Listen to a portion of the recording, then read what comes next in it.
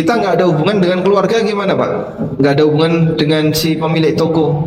Ya kalau mereka ngasih hadiah karena momentum tahun baru atau bahkan Natalan atau momentum perayaan-perayaan yang lain, bahkan Valentine misalnya. Ini lagi momen Valentine, ada coklat gratis. Bapak mau ngambil silakan, nggak juga silakan. Kalau kita ngambil boleh nggak Pak? Momentum apapun yang dimiliki oleh non-muslim, ketika Bapak tidak terlibat, tapi mereka ngasih sesuatu ke kita, boleh diterima. Bismillahirrahmanirrahim. Assalamualaikum. Kami memberi suatu kemudian itu kita awalnya minta untuk memberikan ucapan selamat terus kemudian ke usaha. Tapi kami tidak sedang kami tidak kemudian sebetulnya mereka memberi pemberitahu bahwa tidak perlu mengucapkan Rasulullah tapi dia memberikan hadiah. Jadi hadiah itu ditawarkan ketika mereka mengucapkan sebuah tapi mereka tidak jadi dan mereka berusaha untuk mereka akan hadiah kita tanpa. Apabila di situ tanpa syarat, maka statusnya murni hadiah dan hukumnya halal ya. Oleh karena itu dalam hal ini insya Allah tidak masalah untuk Bapak miliki. Kalau pakai syarat, kamu belanja dulu, kasih share, like, share, komen, dapat hadiah. Ini masuk kategori jual beli, giveaway yang sering kita kenal ya. Kamu beli dulu, nanti baru dapat hadiah. Maka itu masuk kategori jual beli. Sehingga Bapak beli barang plus hadiah tadi, begitu, dengan harga yang disepakati. Anggaplah harganya 10 juta, berarti Bapak 10 juta itu membayar barang plus hadiahnya, begitu Pak? Wallahu a'lam. Dan ala kullin, baik yang pertama maupun yang kedua, dua-duanya boleh untuk menikmati hadiah itu. Hanya ada satu hadiah yang dilarang untuk diterima, hadiah yang statusnya sama dengan sogok. Itulah hadiah yang diberikan kepada pejabat, karena orang ngasih hadiah kepada pejabat, dia punya kepentingan apa? Ingin mendapatkan angin dari pejabat ya. Sehingga nggak boleh seperti ini. Nah, Anda kan tidak ya, jadi mengucapkan itu juga tetap dapat hadiah, insya Allah halal. Nah, silakan. Berikutnya pertanyaan yang tadi saya bacakan adalah dari Ustaz, bolehkah menerima undangan atau hadiah dari toko saat toko sedang mengadakan promo ulang tahun? Dan yang kedua, bagaimana hukumnya mendapat voucher belanja dari toko dengan syarat memberikan bisa 5 set review di Google.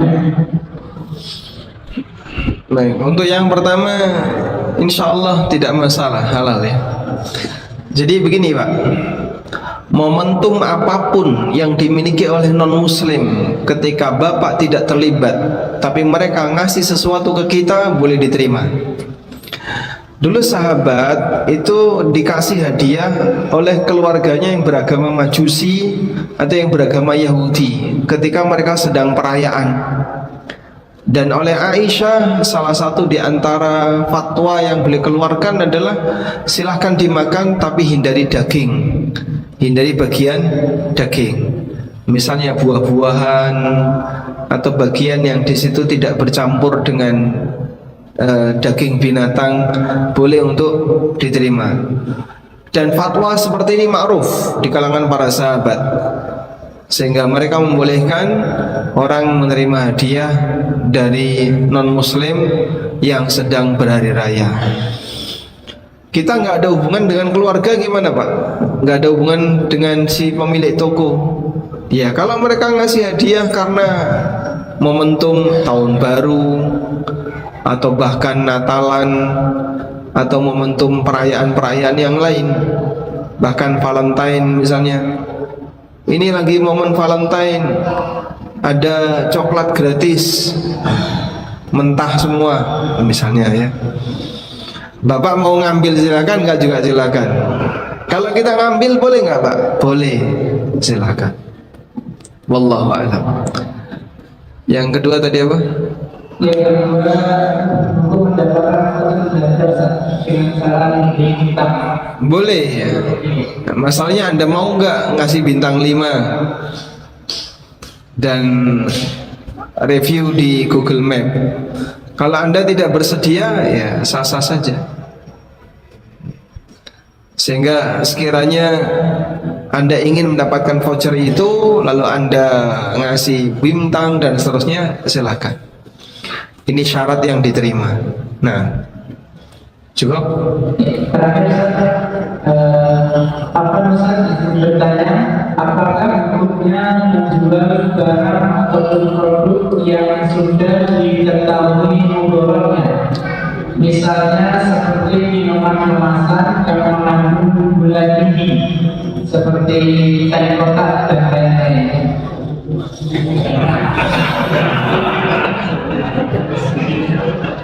Masya Allah. Apa hukum menjual makanan yang dipastikan atau ada kemungkinan besar mengandung madarat, mengandung bahaya? Tapi bahayanya kan jangka panjang ya, ketika dikonsumsi dalam jumlah banyak, seperti mengandung gula yang tinggi atau kolesterol atau asam urat yang tinggi dan seterusnya. Apakah seperti itu diperbolehkan? Tidak ada makanan yang tidak ada kandungan berbahaya selain apa? Air. Air ini bukan kandungan berbahaya ya.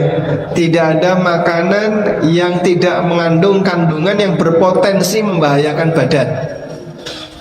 Ketika terjadi tumpukan dan dia tidak bisa dicerna dengan maksimal, bahkan daging sekalipun mengandung apa? Lemak. Itu mengandung apa? Mengandung lemak ya. Apa hukumnya? Ya halal. Kalau kemudian ini semuanya dilarang, kita nggak bisa jualan apapun dan Anda tidak bisa makan apapun, kecuali kalau di situ ada bahan yang memang betul-betul ketika dikonsumsi sangat berbahaya, langsung mati, atau dia memberikan efek buruk bagi orang yang mengkonsumsi.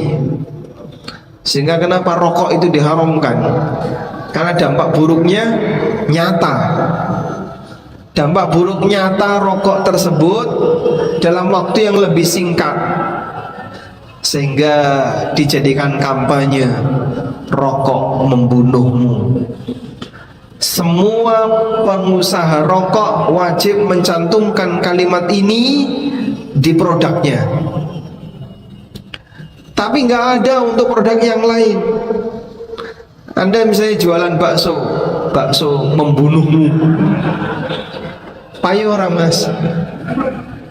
Hah?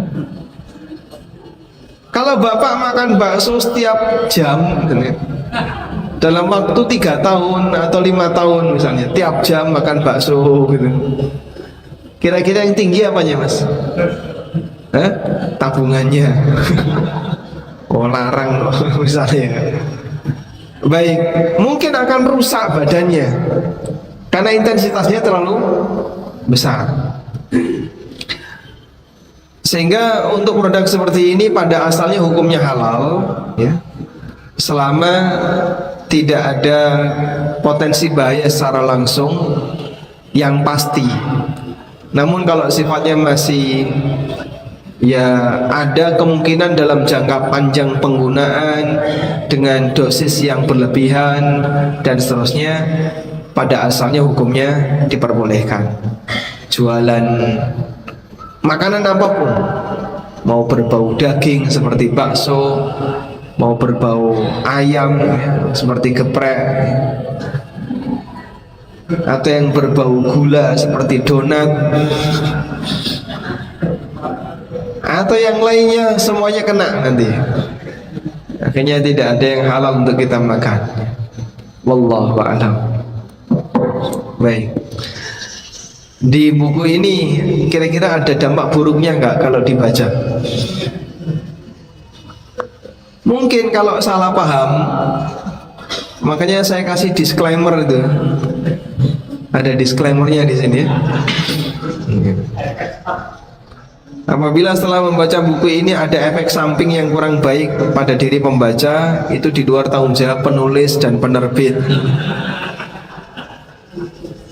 Sehingga Anda tidak boleh nuntut ya.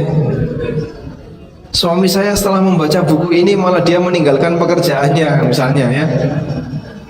Terus sekarang dia jadi pengangguran, isinya cuma di masjid. Katanya harus jadi orang yang zuhud. Dia nggak mau kerja. Berarti kan apa? Salah paham. Tapi jangan salahkan penulisnya ya.